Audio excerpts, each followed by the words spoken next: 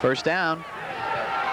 Hal rolling right, and Del Guercio once again making the catch and getting another first down as Roxbury looks to put another 6 on the scoreboard before the end of this game. 41 seconds left. This is the second game this year, Glenn, where we've seen Randolph take the huge lead and then give up a few points in the waning moments to make the score a little bit more respectable. Well, the only score that the first unit has given up was that run by the East Orange quarterback for 35 yards, which at the time made it a kind of an interesting contest. It was a first half run. They'll be tested by a very quick quarterback next week, Myron Crosby, and the run and shoot from Morristown visiting Randolph next Saturday. How do you see that game, considering you've seen both teams now at length? Morristown is so mistake prone. They're very talented on both lines of scrimmage, especially in the backfield. Kevin Martels, Buck Serrano at running back, Crosby the quarterback, and their linebackers Corey Brown and Sean Register are very impressive. But it seems that Colonials will go in streaks. They had 10 first downs in the first half against Morrison Knolls last week. They had 14-7. They lose 31-20. How can you figure it? It depends on which Morristown team shows up next week, Glenn. Well, I think most observers would agree that they did not play well in the first half against Roxbury. And that inconsistency perhaps led to the 16-16 tie with the Gales. And Hal gets in on the quarterback keeper. That play was designed to either have Hal run with it or throw it.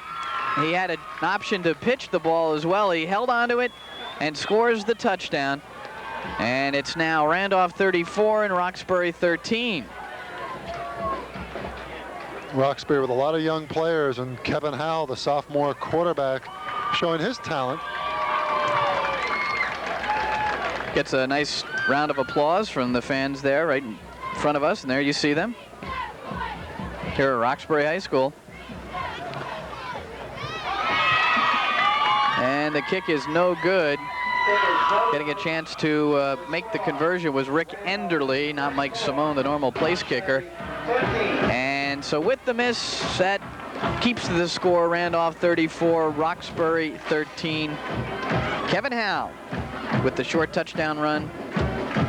The second score here in the fourth quarter. Van Dyke also with a short run for Roxbury. 7 plays, 42 yards on that touchdown drive. Capped off by the Howell touchdown run, 34-13. But just 28 seconds left. And Randolph about to record their 5th win this year, 44th in a row, and as has been talked about so often, the next record to be broken, 48-game unbeaten string, late 50s, early 60s, or no, late 60s, early 70s. Gary right. Keller's Gary Keller's club, right? Blue Devils, and Randolph would have to win the first round of the playoffs to tie that record and then win the championship to break it at 49 through 10 games if they're going to do it. And beat Morristown and Morris Knolls along the way. It's not going to be easy.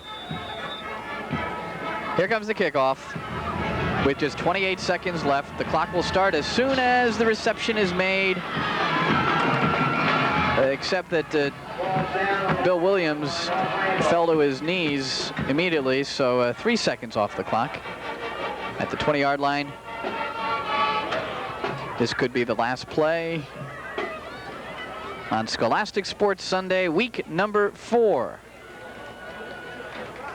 Randolph 2-0 now on Scholastic Sports Sunday telecasts. But they've done pretty well without us, too. Let's hope the weather stays warm for next Friday's encounter that we're going to have. Mars Hills at Boonton. Robertson to Williams. 2 3-yard pickup. Randolph defense, Roxbury defense rather.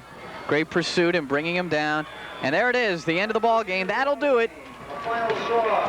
Randolph 34, Roxbury 13.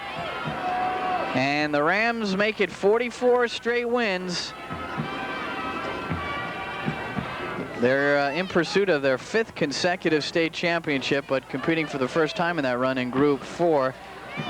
And they are now mentally, as soon as they get on the bus and get have this victory sink in, they'll start thinking about the Morristown Colonials.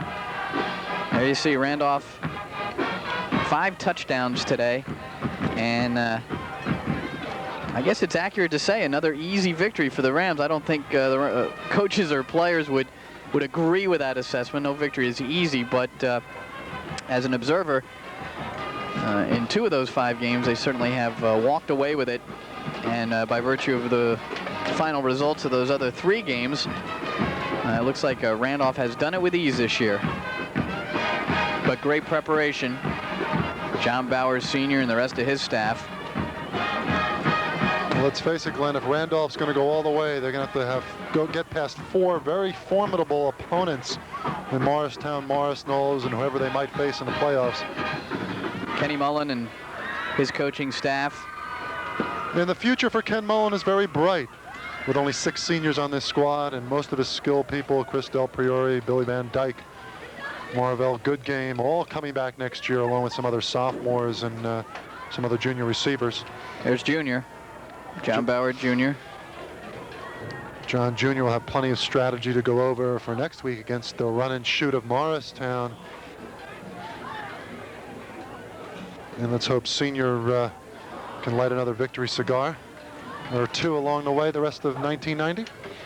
I don't know, does John Jr. have the groceries there, or? Well, it's another satisfying victory for Randolph. We're going to take a break and then be back to wrap it up from Roxbury High School. Final score, Randolph 34 and Roxbury 13. Scholastic Sports Sunday will continue in just a moment. I've got a lot of bright kids in my senior English class. 80% of them are college material, but nearly half of them won't be going to college after graduation. They just don't have the money. And about half of those who do start college won't have enough money to finish. That's the bad news. The good news is the Army National Guard is making high school seniors an irresistible offer. They can join the Guard and get up to $18,000